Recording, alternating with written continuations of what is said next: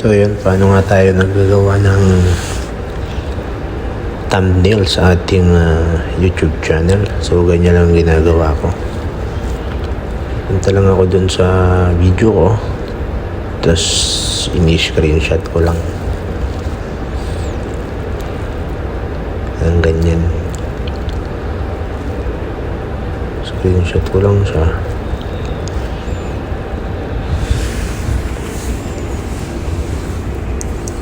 Para masundan nyo ako, sabayin nyo na lang ako. So ganyan lang.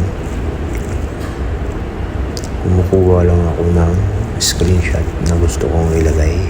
Depende sa inyo kung anong gusto nyo ilagay. Then ayan, save sa photo. So punta na tayo sa CapCut. Tapos edit na natin dun. Ayan. Yan yung mga pinagkawan ko nung una. So ganyan lang ako naggagawa. Yung screenshot ko lang. Ayan, ganyan. Tapos type mo lang kung anong gusto mong isulat, kung anong gusto mong i-caption.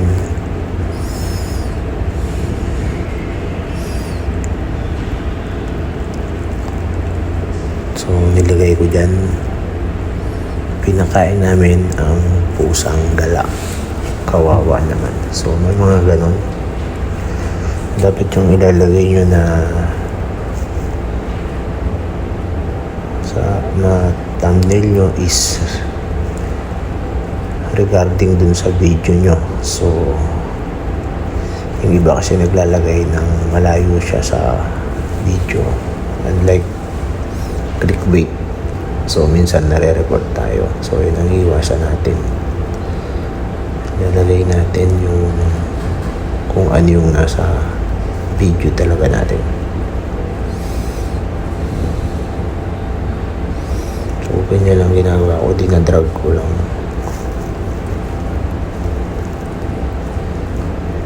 Di pa tayo professional pagdating sa paggawa ng mga thumbnail. So ang pinapakita ko yung nalalaman ko lang, baka makakatulong. So try nyo na lang din.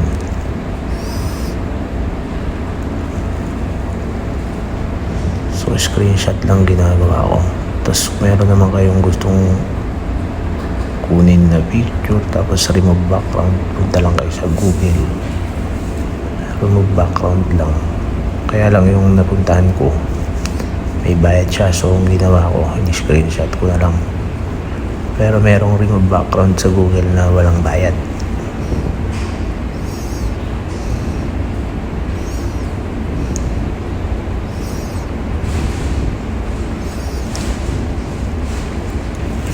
Search nyo lang remove background or remove BG. Meron naman dyang libre. Para pagka meron kayong gustong ilagay ng mga picture na walang background, i-add overlay nyo lang yan. So ganun lang yun.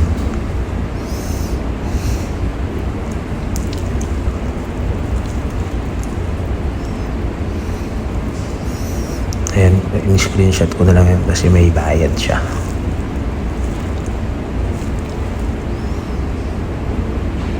Which is na matanggal naman yung ibang background niya.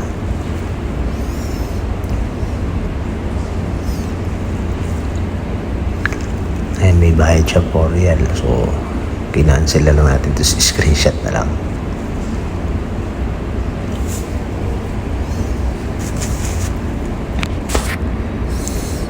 Tapos kinakrap ko lang din siya, tapos papatong nyo lang, add overlay lang, ganun lang.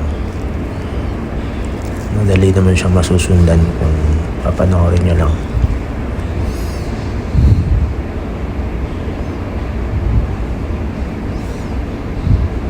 Yun, balik ulit tayo sa CapCut, tapos ipatong na natin, add overlay lang.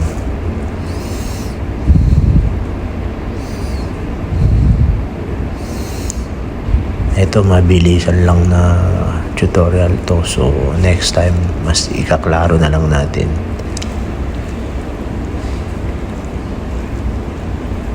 Naisip ko lang na magawa ng konting tutorial Next time mas i-detalya natin para mas madali yung masundan kung paano ko siya ginagawa.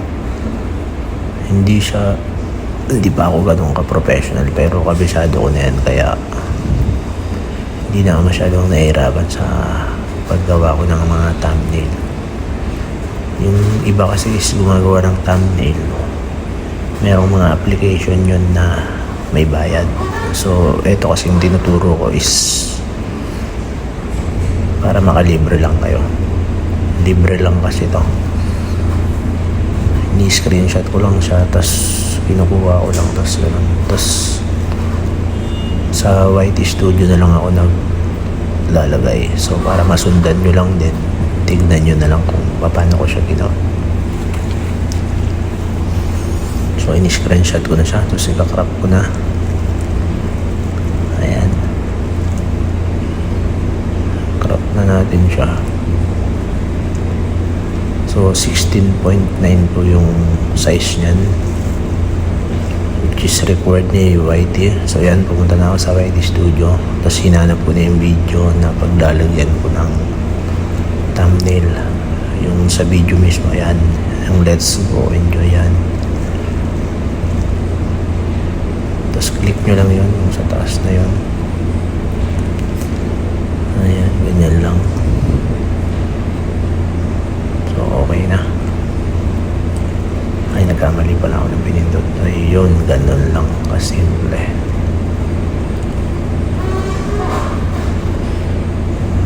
Ayan, okay na po. So punta na tayo sa YouTube para tignan natin kung napalitan ba siya.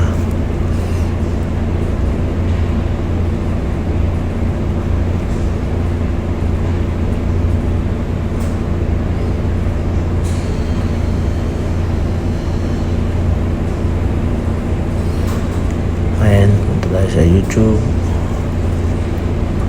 Tapos tignan natin kung napalitan na siya.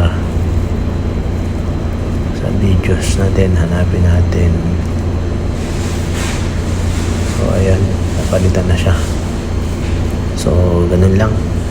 Thank you for watching. Don't forget to like and subscribe. God bless. Peace out.